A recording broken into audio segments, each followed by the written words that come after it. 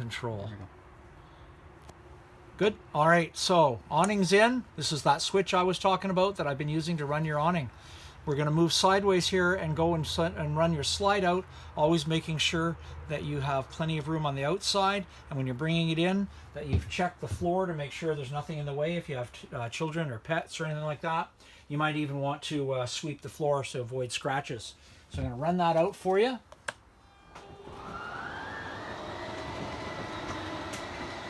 It's fairly quiet.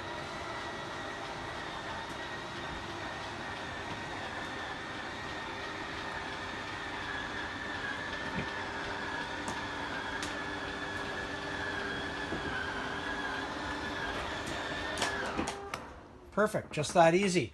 So now we're going to cover the rest of the things in your panel here. So these are the two switches I spoke about outside. Putting on the electric half of your hot water tank and the gas half of your hot water tank.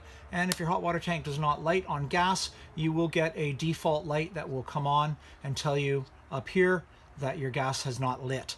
So it will try 3 times before that fault light comes on. Beside it, we see our water pump, so we can pressurize the water system with the internal water.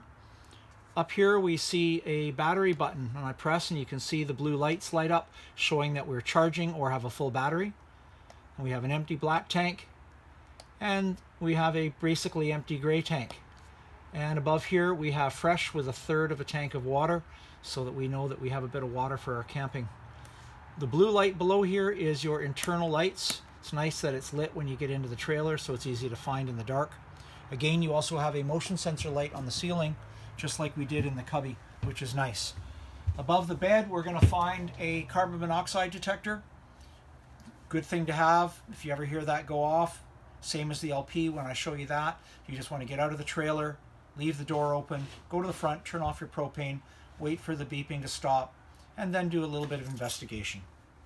From there, we'll walk to the front so you can see the LP detector down on the floor.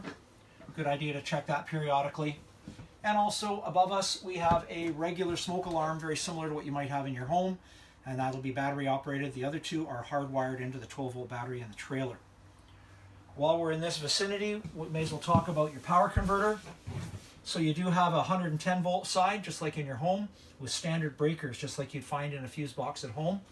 To the right, you see our 12-volt fuses, again, very similar to what you find in your vehicle. It's a good idea to keep some of these as a spare in your kit, and also a little tool to pull them out. They're pretty hard to get a hold of with your fingers. You see a fan here. So sometimes at nighttime you might hear a quiet whirring sound. There is a computer in there and it needs to be kept cold, just like a PC at home. So you will hear that kick on periodically. And when nothing else is going, you may hear that sound. So it's just so that you know what that is. Beside me here we have our stove. Nice simple tempered glass top that opens up.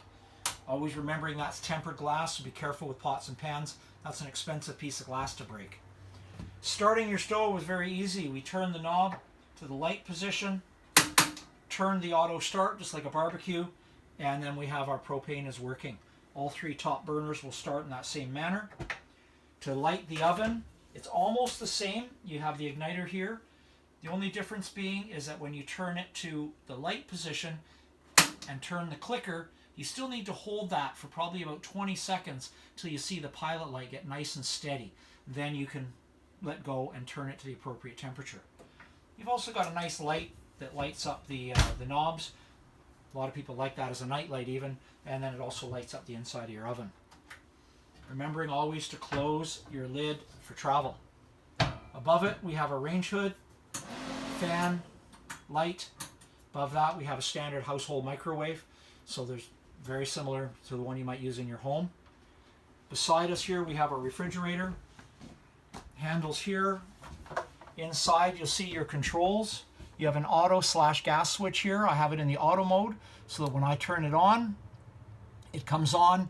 It detects that we're on electricity outside and fires up the electrical part of the refrigerator. If I wanted to, as you see here, the AC is clicked on.